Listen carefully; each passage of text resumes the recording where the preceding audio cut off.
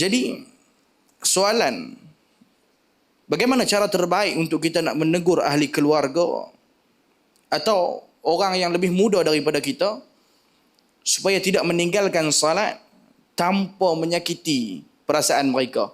Kan sebab kadang-kadang ada orang jenis sensitif sikit kan. Kita padahal kita tegur tu untuk kebaikan dia, tapi merajuk, pergi ke merata-rata, tak balik mai rumah dan sebagainya. Jadi insya-Allah mohon pencerahan daripada Datuk Mufti. Terima kasih tuan-tuan. Saya minta maaf tadi panjang saya jawab pertama ni, ringkas dulu.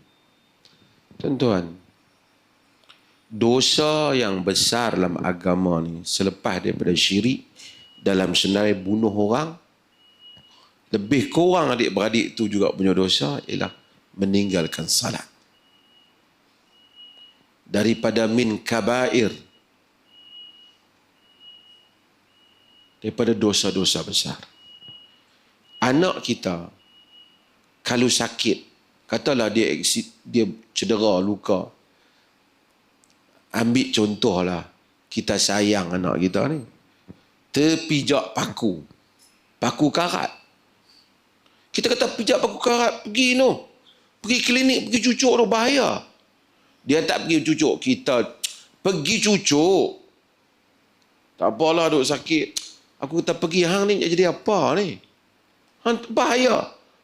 Kita risau kat dia. Betul tak?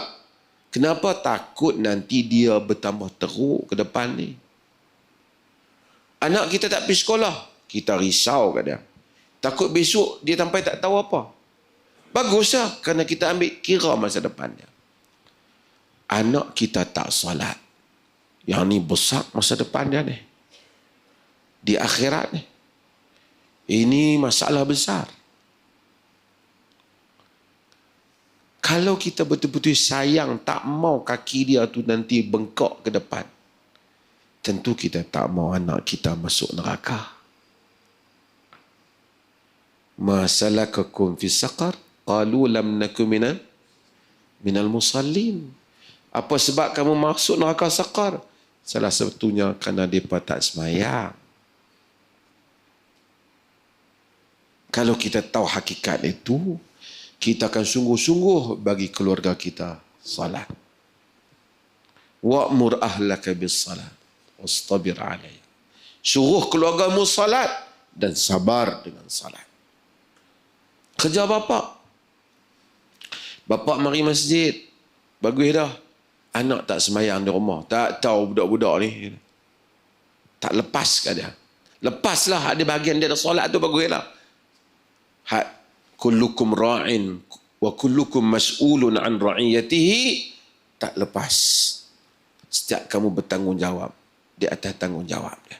Tuhan tanya, semayanglah. Anak masa apa tak suruh, kena suruh. Cuma macam mana kita nak pujuk bagi dia salat tu berdasarkan kebijaksanaan masing-masing.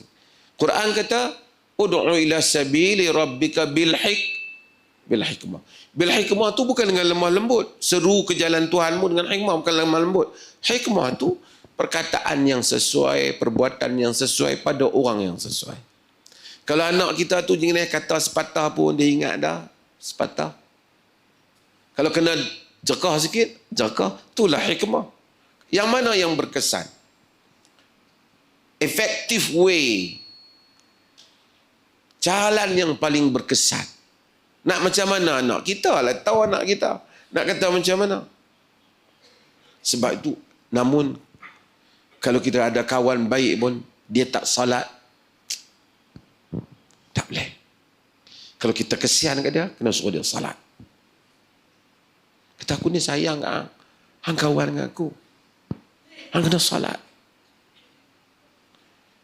Salat bukan soal, oh, hang solat banyak pada aku tapi duit hang sikit pada aku. Bukan itu. Tuan-tuan, betapa ramai orang yang duit banyak, jiwanya merintih, dalamnya gelisah.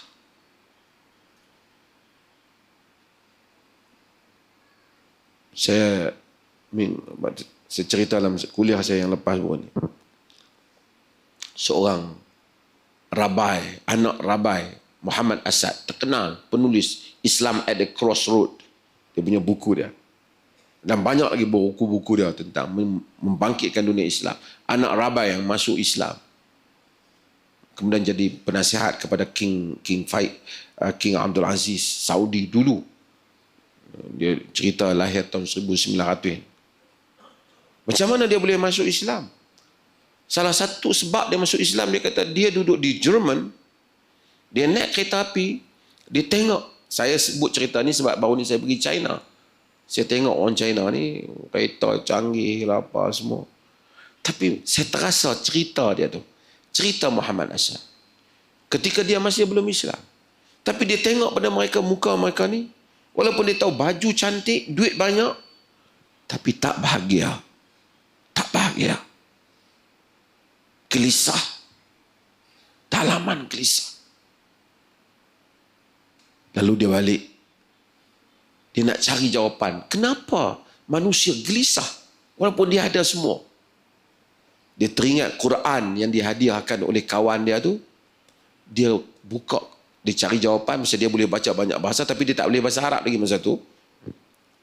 Dia kata dia buka Quran tu di rumah dia. Quran yang kawan dia bagi.